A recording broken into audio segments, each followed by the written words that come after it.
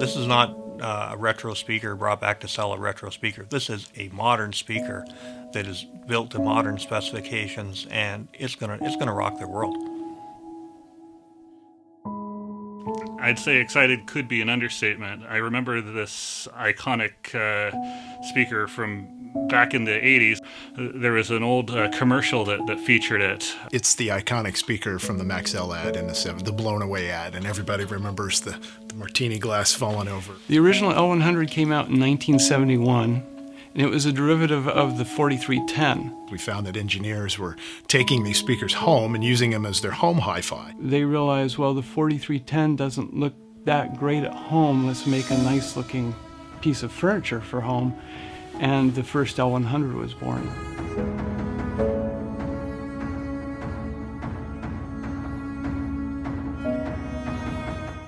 I'm always kind of skeptical when we try to bring back classics or do reissues of them, but I think in this case they did a very good job. And behind the orange grill, it's all modern and there's nothing embarrassing about the sound. It sounds great.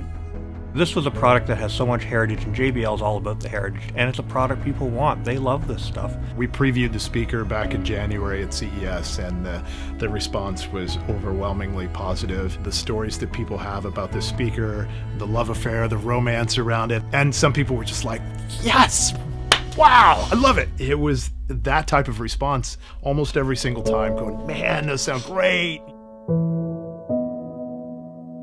So we were able to take this really favorite speaker by a generation of people, and now that we figured this is a great time to re-release it, but with an update of its acoustic technology.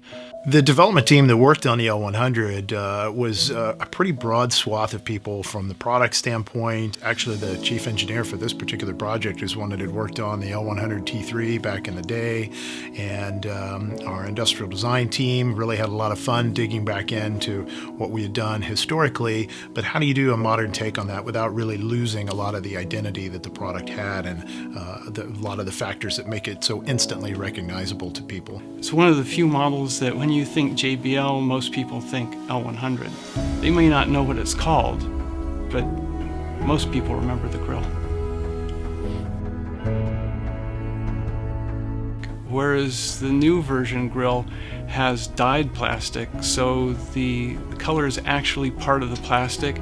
There are no solvents involved, and this grill will last longer.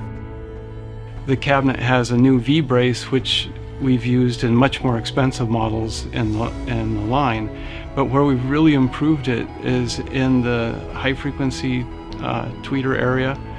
We're using a real dome tweeter that's titanium with a soft surround, and also in the woofer area, but the network is completely different. And we've had people come in and listen to it that used to sell the old L100 and say, oh my God, this image is way better. We're seeing a lot of the people that maybe dreamed about buying the speaker when they were in their youth and knew about it. Maybe their dad had a pair, maybe their best friend's dad had a pair. Well, now they can get a pair, and they're going, oh, I want that speaker. I remember that speaker, and I want a pair, and wow, it sounds really amazing. I remember seeing the original L100 in Pacific Stereo when I was a kid. I never thought I'd actually do a new one.